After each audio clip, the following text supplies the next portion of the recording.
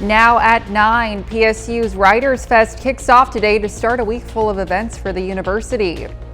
Plus, a 4-H Family Expo takes place at Vernon County Fairgrounds. And the Spiva Center for the Arts in Joplin today held a wood-burned charcuterie board event. We'll take you there.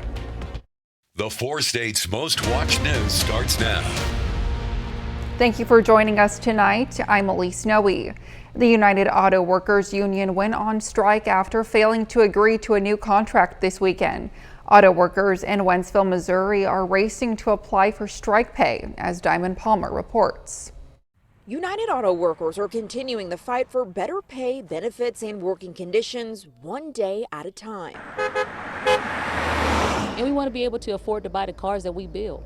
For 20 years, Pamela Mason has done back-breaking work at the GM plant in Wentzville. She serves on UAW's Local 2250 board as their financial secretary. Today, her duties look a little different. She's at the local hall registering people for their strike duties. Today was a day that was set aside for us to have help to come in to mass register our membership. Mason says the task of registering nearly 4,000 employees from the plant isn't easy. Strikers I talked to off camera said this morning lines were long, but buses kept rolling in this evening. If strikers don't register today, they risk delaying strike pay by 1 week. Picking Wentzville turns the heat up tremendously. Vandaris Simpson, former UAW Local 2250 president, has 40 years at the GM plant. He says the strike is strategic. Other locations include the Ford plant in Wayne, Michigan, and the Stellantis plant in Toledo, Ohio. We don't hope that other plants strike. We hope that they'll come back to the bargaining table and this thing is as quickly as possible. No one wins when we go on strike. When they give me back my my pensions and in the tiers and give back my equitable fair share, then I'll retire. But for right now, I still have to fight for the rest of the people that can't fight for themselves. Do you think it could take 40-something days again? I sure hope not. I sure hope that they can sit down and come to some type of mutual agreement on what's fair and what's equitable for us. But I hope not. I don't want to see another 41-day strike. We had a beautiful sunset tonight. Meteorologist Sam Lane joins us for a first look at weather. Thank you very much, Elise. Yes, it was a beautiful sunset out there, and it was partly due to the smoke and the haze that we have in the atmosphere right now, a little bit thicker up towards the north. And as we go through time, that haze and smoke is going to start dissipating a little bit as moisture starts to increase in our atmosphere. Tonight, we're going to see temperatures dropping through the 60s down into the mid-50s by tomorrow morning, and sending out the kids to school. You might need a light jacket in some areas, especially up to the north, with 55 degrees in the morning, and then in the afternoon when they come home, around 83 degrees with mostly sunny skies. And looking down the lane, we're going to have partly cloudy skies tomorrow, and then increasing rain chances as we go through the week, and kind of a stormy midweek period with an unsettled pattern. And I'll explain all of that in our forecast coming up in just a little bit. Thanks, Sam. Pittsburgh State Writers Fest is back in town for its second year. Today kicks off a week-long series of events centered around notable authors, Juliet Patterson and Tracy Brimhall. KOAM's Jasmine Knight got to attend one of the events today and learn from Ms. Patterson. Juliet Patterson's book, called Sinkhole, A Legacy of Suicide, sparked the Pittsburgh community when it hit the shelves. While touching on her family's history of suicide, Patterson focuses on the rich history of Pittsburgh and how it has evolved over time. So when my father died, this door kind of swung open, and I felt like I needed to come back to Pittsburgh and unearth that history. And the book is really an exploration of that. But in the process of doing all that, I really felt a deep interest in this place, and I ended up doing a lot of historical research as well. During the writing process, Patterson searched any outlets to gain inspiration and knowledge, one place being Miners Hall Museum. We felt it was real appropriate to have her here at the museum, because this is where a lot of the history that she's talking about is centered. Patterson's book, Sinkhole, received the 2023 Minnesota Book Award and was named one of the best memoirs of 2022 by the Library Journal. The book has several layers. The book does talk about suicide and is a book meant to address an audience for those who have lost someone by suicide. But it also talks about a place and what it means to be rooted to a place or separated from a place. Well, the book is beautifully written and very respectfully so. Through PSU's Writers Fest, attendees can learn a multitude of topics. But for those who wish to read Miss Patterson's story, here's what she wants the reader to take away. And I hope it just gets them to reflect on their own ancestral line. So if you're looking to check out some famous authors or poets from the 4 states area, check out PSU's Writers Fest. Reporting in Franklin, Jasmine Knight, KOAM News. Writers Fest will continue until Friday the 22nd and will include events like seminars from the authors as well as resume writing and fiction writing workshops. Members of the Vernon County 4-H held a family expo today at the Vernon County Fairgrounds. The purpose of the event was to educate the community about 4-H and various opportunities that comes along with being a part of 4-H. The 4-H Council spoke to potential new members about leadership conferences, various trips and camps, and scholarships currently offered. Today, this event is our big expo that we have every year, and it's to get kids involved and get out there and show them a taste of what 4-H is and what all that Vernon County has to offer. It can be anything from projects to trips to our shooting sports. There's just everybody can come here today and get a big show of everything that's going on. So one of the main things I do with my rabbits is I take them to shows. There's all different types of rabbits you can bring, different breeds. It's simple yet not simple. The event began at 3 this afternoon and wrapped up at 5. The Spiva Center for the Arts in Joplin today held a wood-burned charcuterie board event. Attendees were able to learn the art of pyrography from Roxanne Kendall, as well as burn designs into different styles of charcuterie boards to take home. The event was open from 2 to 4 p.m. Next, research shows that most dog owners are not vaccinating their furry friends. Recent research shows that most dog owners are not vaccinating their furry friends. Fox's Lizette Nunez takes us to learn more about these findings and what dog owners are saying. If dogs could speak, they may share that some of their owners may be hesitant about vaccinating their four-legged friends. A recent study published in the journal Vaccine found that 53% of dog owners have some reservations when it comes to routine shots for their pets. I was surprised it was that high now, but that makes sense to me based on what I'm kind of seeing coming through here. 2,200 pet owners were surveyed this year. Some of them believe canine vaccines are either unsafe, ineffective, or unnecessary. You have to actually administer the vaccine, then it's kind of like, I don't want to hurt my dog. Most states require rabies shots for dogs, but some vets recommend additional vaccines to protect against canine hepatitis and distemper. Our job is always to do the risk benefits and talk to them about vaccines and kind of see what's appropriate for their pet. The study found canine vaccine hesitancy to be problematic because it could potentially lead to disease spread among both dogs and humans and also put veterinarians at risk. For all of us who may come into contact with unvaccinated pets, we are potentially at risk of getting sick if there are more unvaccinated dogs out there. Despite the public hesitancy, some pet owners argue shots are the safest bet for their pet's health. Dogs are just a lot dirtier than we are, and they can pick up a lot of different things. And if they're spreading those things around, it's not good. Lizette Nunez, Fox 5 News. Being comfortable in your own skin is often easier said than done, but a new study shows having a positive body image may have other benefits too, like better overall mental health. And this is a trend that is evident across different nations, researchers at Anglia Ruskin University in England found. It's one of the largest studies ever conducted on the topic of body image, using data from tens of thousands of participants in 65 nations. Those with greater body appreciation are characterized as having a higher life satisfaction and better psychological well-being. Researchers find marijuana and tobacco use may be linked to anxiety and depression. The findings were published in the journal PLOS One. The team analyzed the data of nearly 54,000 adults in the country between 2020 and 2022. and found those who consume tobacco and cannabis were more likely to report having these mental health issues than those who did not consume either substance. Meteorologist Sam Lane is next with a complete look at the forecast. And later, Storm Lee brings heavy rainfall to New England and parts of Canada.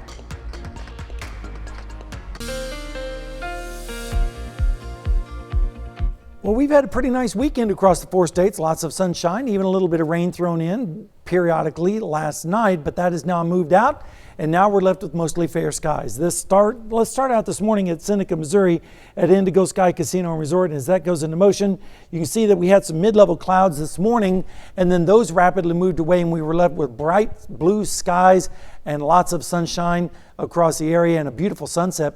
And we made it up to 83 today in Joplin, which was 1 degree above the normals. But check out the low, 54, which was 5 degrees below the normal. So we averaged out below normal today. And of course, we're way behind on the rainfall yet again. Radar is all clear across our entire area.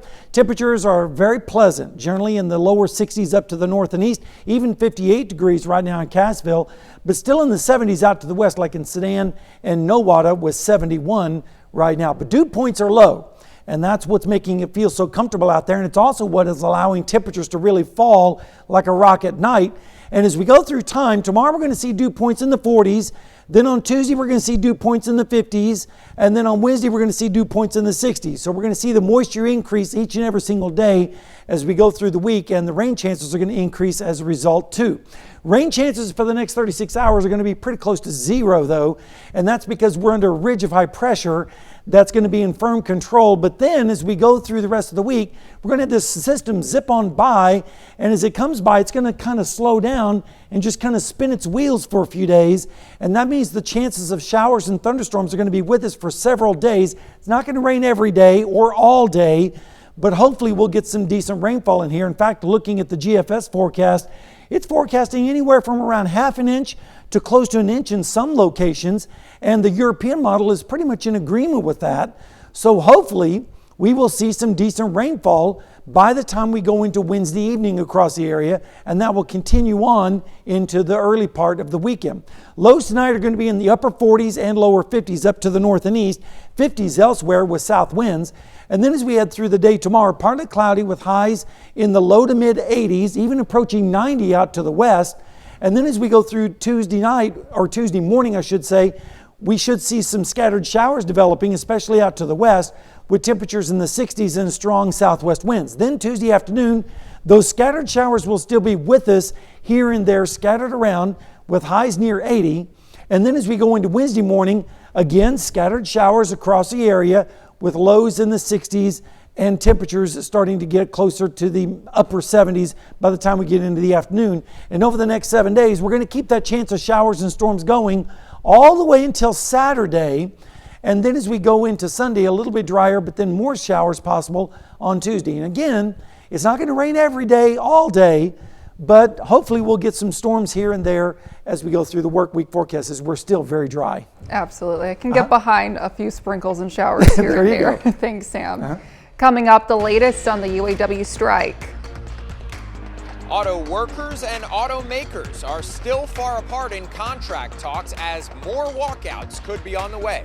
I'm Grady Trimble in Wayne, Michigan. I'll have the latest coming up. Eden Green Technology, which is located in Cleburne, Texas, is one of several companies in the business of vertical farming. Fresh produce is grown in their factories year-round. Right now, the company is running 2 greenhouses in Cleburne and has broken ground on 2 more. Company officials say indoor farming protects the crops from the perils of climate change. A mother in Colorado had her food stamps stolen without even noticing. She is now warning others about card skimmers, which are devices installed on some card machines that steal your information when you swipe during a transaction. Fox's Rogelio Mares takes us to learn more of her story.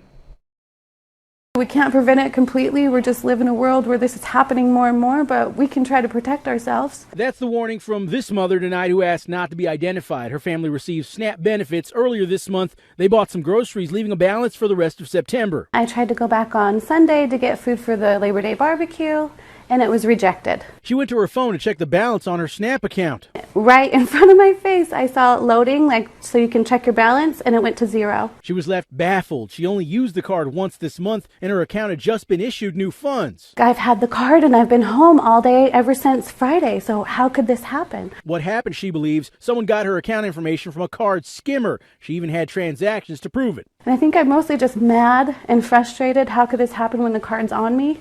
But what if it happened to someone who this is all they have?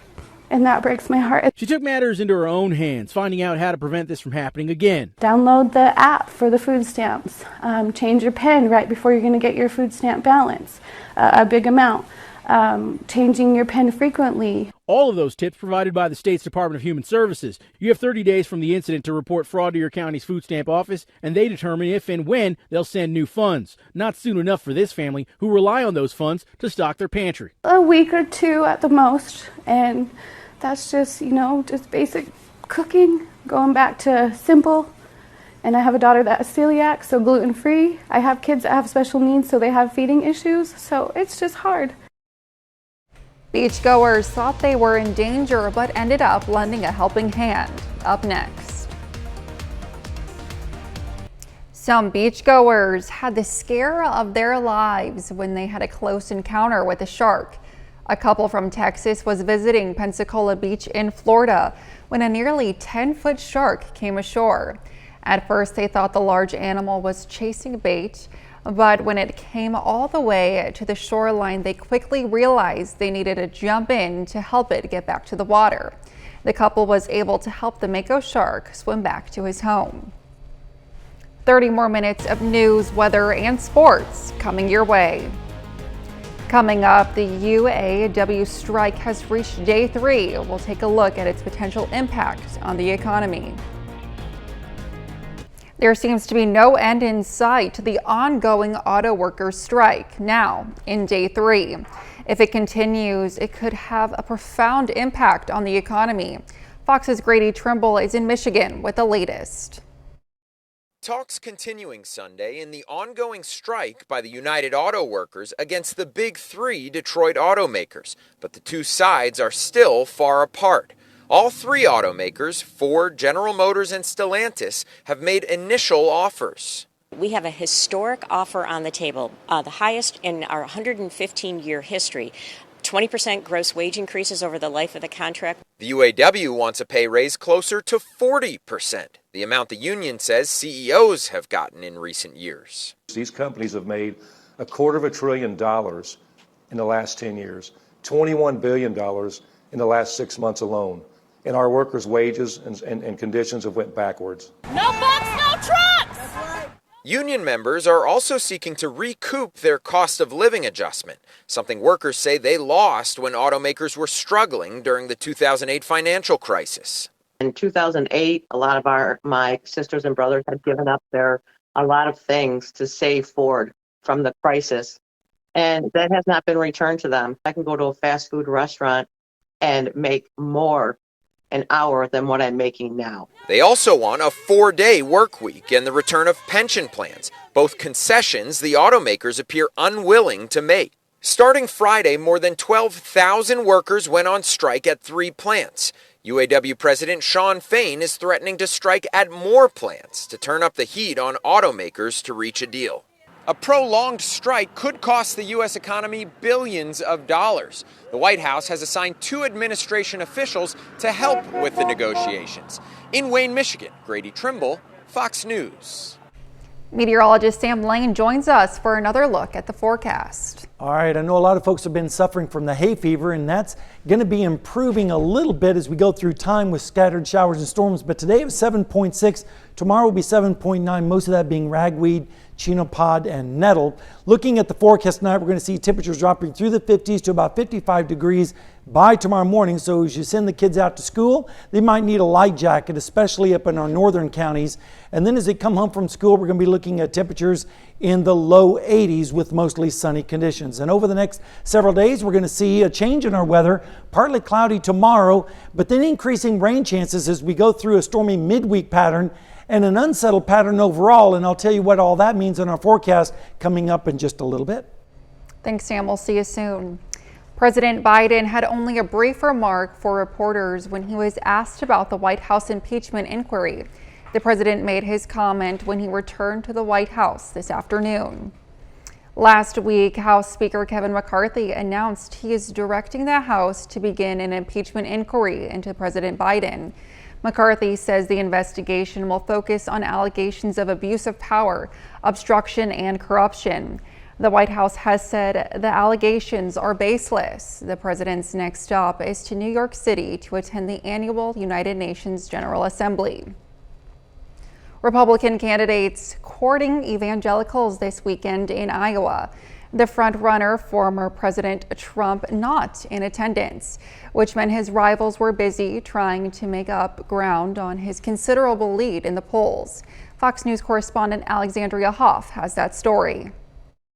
Almost every candidate spent the weekend appealing to faith voters, and at these kind of events, abortion is a key issue. Iowa does have a fetal heartbeat law banning most abortions after 6 weeks. It's similar to a law signed by Governor DeSantis in Florida. And last night, he indicated that he supports states taking action rather than the federal government. I'm going to welcome pro-life policies across the board, at both levels. Former UN Ambassador Nikki Haley has been more forthcoming in her stance on a 15-week federal abortion ban, believing that it's simply unrealistic. In order to pass a federal law, you have to have the majority of the House, 60 Senate votes, and a signature of a president.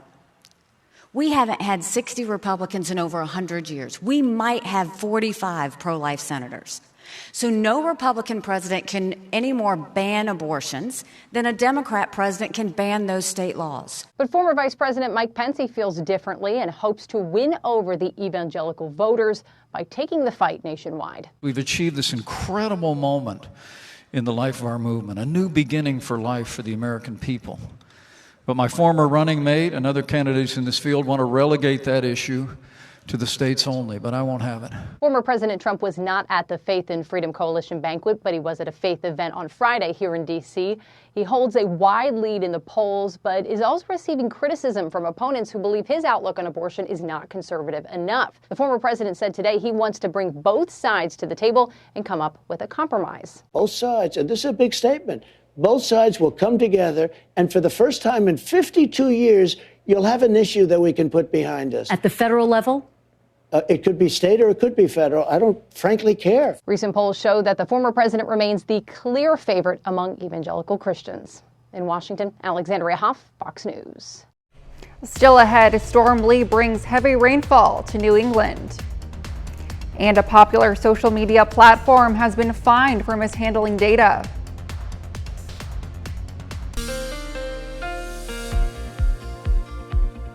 We had a beautiful day across the area with lots of sunshine. We started out with this morning with a few clouds, but it was an overall great day and a great evening. Let's take a look outside right now at Seneca, Missouri, at Indigo Sky Casino and Resort. Things are looking pretty nice tonight. We made it up to 83 degrees today after starting out at a cool 54, which was way below the normal of 59, and we were just a hair above on the high. And of course, we're way behind on the rainfall, almost 12 inches now just this year alone, behind normal. Rainfall is not to be found anywhere in the area right now, but as we go through the week, that's going to be changing just a little bit. Temperatures are pretty calm and cool right now up to the north and east in Stockton with 61, 67 in Parsons, 66 in Veneta, and for our friends in Nowata, they're currently sitting at 69, but the warm spot goes to Sedan at 70 degrees. Dew points, though, they're in the 40s pretty much everywhere with a few 50s sprinkled in down in Oklahoma. And as we go through time, tomorrow we're going to see dew points in the 40s, but then on Tuesday we're going to see the dew points increasing into the 50s, And then by Wednesday, we're going to see dew points in the 60s, and that's increasing moisture and also increasing rain chances. But for the next 36 hours, rain chances are going to be pretty close to zero. It's all because this ridge of high pressure is building over our area, but we do have a storm system out to the west, and that's going to be organizing and coming our direction as we go into Tuesday night into Wednesday. And then once it gets over the Central Plains, it's going to be cut off from the upper airflow, and it's going to sit over the Central Plains for several days and just kind of spin its wheels. And that means the instability is going to be there, scattered showers and storms here and there off and on through the next several days. And so the models right now are forecasting anywhere from around half an inch to almost an inch of rainfall. Hopefully this will be verified by the time we go into Wednesday night. And the European model is pretty much in agreement with that. So hopefully we will get some decent rainfall, but it's not going to be raining everywhere all the time every single day. It's going to be scattered around across the region. Temperatures tonight are going to be very nice, generally in the 50s, lower 50s, and maybe some upper 40s up to the north and east.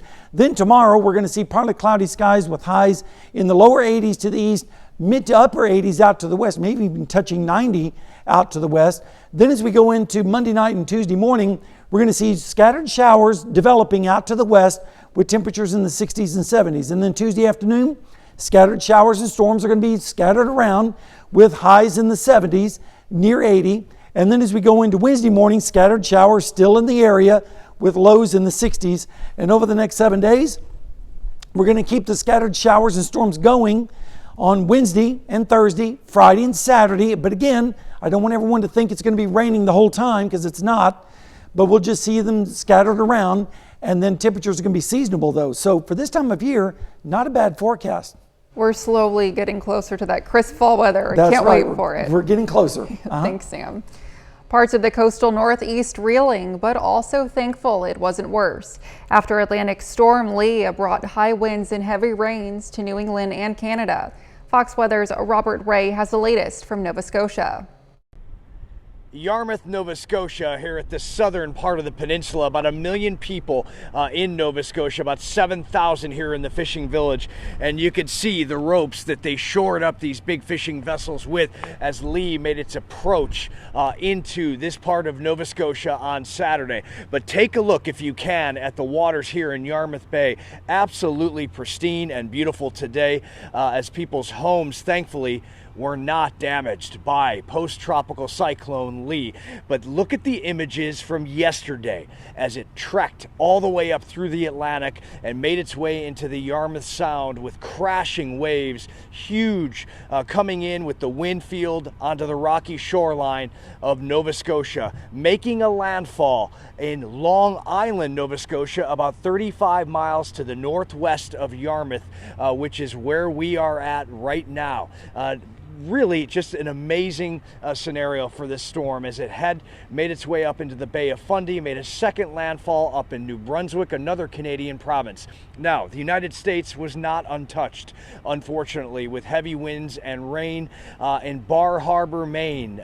They took it. They had downed trees. They had boats that came out of the harbor, and they had some structural damage in that town. Unfortunately, one man in the state of Maine has lost his life as a tree came toppling down on his car during Lee's fury, and another person down in Florida got caught in a riptide, and that young man has also lost their lives. So 2 casualties, unfortunately, because of post-tropical cyclone Lee as it makes its way still trekking and cutting east again. Amazing to think that this storm began about 2 weeks ago as it came off of the coast of Africa, traveled thousands of miles, at one point was a Category 5 hurricane for days. Many academics in the world of meteorology will be studying this for years, as Lee has caused a lot of damage in some areas, except for the fact that there has not been as much as we expected here in Canada, thankfully. Power outages are still happening, but crews are out trying to restore them as the sunny skies and the winds have died down. In Nova Scotia, Canada, Robert Ray, Fox Weather. Coming up in sports, we take a look at the MIAA football standings.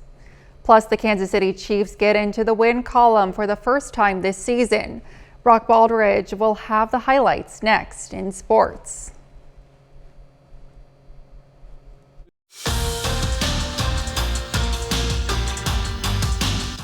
The Missouri Southern Lions and the Pittsburgh State Gorillas each picked up a win on the road on Saturday, and after 3 weeks of games, both of those teams find themselves at the top of the MIAA football standings. Let's take a look at the conference standings in the MIAA. At the very top is Pittsburgh State Gorillas. Pitt State stays undefeated after their 1-point win over Central Missouri on Saturday. In second place is the only other undefeated team in the MIAA, the Emporia State Hornets, who are also 3-0. We have a three or four teams, a three-way tie here for third place. Central Missouri, Fort Hays State, and the Missouri Southern Lions and the Missouri Western Griffins are all in third. The remainder of the standings goes Central Oklahoma and Nebraska Kearney. One of the biggest surprises on this list here is Northwest Missouri State, who is 1-2 on the season. Well, the Kansas City Chiefs are back after suffering a Week 1 loss to the Detroit Lions, and the Chiefs look to bounce back in the Sunshine State, facing the Jacksonville Jaguars. Chiefs at the Jags. Travis Kelce is active and ready to play. Second quarter, no score. Jags are punting here, but Richie James can't hang on to it. Jacksonville's going to recover it. Big miscue by the Chiefs there. This ball is going to bounce off the helmet of James. So the Chiefs defense has to go back on the field, and luckily for the Chiefs, they hold Jacksonville to a field goal. Late in the second quarter now, it's 3-0 Jacksonville. Patrick Mahomes is going to find Sky Moore for the touchdown. 7-3 Chiefs lead. Kansas City would go into halftime with a 7-6 lead, so low-scoring game. Third quarter now, Mahomes is going to run around until he finds El Travador, Travis Kelce for the touchdown. Chiefs hang on to win the ugly game. They get the job done. Chiefs beat the Jags 17-9 as they improved to 1-1 on the season. Really sucked it up for lack of terms. It was hot and humid out there. I'm an offensive guy, but that was a beautiful thing defensively. And offensively, we got to take care of the penalties and the turnovers. But the battle through it shows me a little something. And so we'll get the other stuff fixed. I mean, there was no doubt in my mind. It wasn't. It is what it is, man. I was out there flying around. Wish I could have helped my team out a little bit more than I did. But like I said, man, we came out of Jacksonville with a win, man. Elsewhere in the NFL, Washington at Denver. Fun things here in the fourth quarter. Commanders lead 28-24. Brian Robinson's going to take this to the house. Touchdown Washington. Commanders lead 35-24. So no shot for a comeback for Denver, right? Well, maybe think again. 3 seconds left in the game. Denver trails 35-27. On the 50-yard line, Russell Wilson with a desperation heave down the field. It gets deflected, and it is caught. Hail Mary touchdown. Brandon Johnson has the football in the end zone. Denver scores. Take a look at this replay. Unbelievable. Could this be another mile-high miracle? But wait a minute, we're not done yet because Denver has to go for the 2-point conversion since they trail 35-33. So on the conversion try now, Russell Wilson is going to take this ball and he's going to fire this towards Cortland Sutton, and it is incomplete. No flags on the field. Washington survives, giving up the Hail Mary. Despite giving up the Hail Mary, Commanders hang on to win this game 35-33. Staying in the AFC West, the LA Chargers are on the road against the Tennessee Titans. The Chargers lose yet another close game. They lose to the Titans 27-24 in overtime. Also, another surprising score during the Chiefs game. The Baltimore Ravens go on the road to defeat the Cincinnati Bengals during their home opener. 27-24 Ravens win. Cincinnati's 0-2 to begin the season. Well, usually the St. Louis Cardinals are looking to become postseason bound around this time of the year, and this year that's just not quite the case. But the Cardinals still evaluating some young talent on the team. Cardinals versus Phillies at Busch Stadium. The tied game, bottom of the fifth inning, 3-3 score. Paul Goldschmidt with a deep fly ball. He's going to get just enough of it to clear the wall. Solo home run. Cards lead it 4-3. The top of the eighth inning now. 5-3 St. Louis leads. Alec Boehm takes a trip to Big Mac land. Upper tank shot, solo bomb. Phillies are within one run as they trail 5-4. Now we enter the bottom of the eighth inning. It's going to be tied 5-5. The rookie Jordan Walker at the plate. Take a good look. You won't see it for long. Solo home run. That's the difference in the ball game. The Cardinals go on to beat the Phillies 6-5. Kansas City is at home looking for the sweep against the Houston Astros. Fortunately, that's not going to happen as the Royals lose to Houston 7-1. It was a great matchup with the Chiefs and Jaguars this afternoon. It really was. And, it was great to see the Chiefs finally get back on track. I know a lot of people were a little worried in week one, but no worries with Andy Reid and Patrick Mahomes. I know that. And Travis Kelce and back on El the Travador, field. yes. How could we forget? Well, we'll be right back. TikTok gets a fine from European regulators for mishandling children's data. TikTok has been fined 345 million euros, about 370 million US dollars, for breaching privacy laws protecting children's personal data in the European Union. Ireland's Data Protection Commission says the breach occurred from July 31st, 2020 to December 31st, 2020. The commission also says TikTok violated default settings for children under 16, setting them to public. TikTok says it disagrees with the decision, but will make updates for younger users. Google settles with the state of California for $93 million. The settlement comes after an investigation by the Office of California Attorney General Rob Bonta, who says Google was tracking users' locations even after the users opted out. In the settlement, Google admitted no wrongdoing. The company also agreed to a number of measures, including being more transparent with location tracking. Up next, an iconic piece of clothing sets a world record auction price. The sale of Princess Diana's red and white black sheep sweater grabbed a world record auction price on Thursday. The sweater sold for $1.1 million at Sotheby's inaugural Fashion Icons auction. The sweater was expected to fetch only $80,000. Now it holds a record for most expensive item of clothing sold. Owned by the late royal, Diana wore it in June 1983 at a polo match following months after her engagement to the then Prince Charles. The iconic clothing was a lone black sheep surrounded by white sheep on a red background. Over $1 million for that sweater. Well, it's not going to be long before sweater weather gets into the 4 states, but if you're cold-natured, you might wear a sweater tomorrow morning with lows in the 50s. But 85 tomorrow with partly cloudy skies, and then I know it looks like a lot of rain on the forecast there, but it's not going to be every day, all day, everywhere. It's just going to be scattered around, but we have several days of rounds of or chances of showers and storms. But the good news is temperatures are going to be very nice. Upper 70s, lower 80s for highs, and lows in the 60s. So not a bad forecast. Great news. And that's our time for tonight. Thanks for joining us. We'll leave you with images of Himalayan cats being rescued in Maryland. We'll see you back here next time. Thanks for making us part of your night.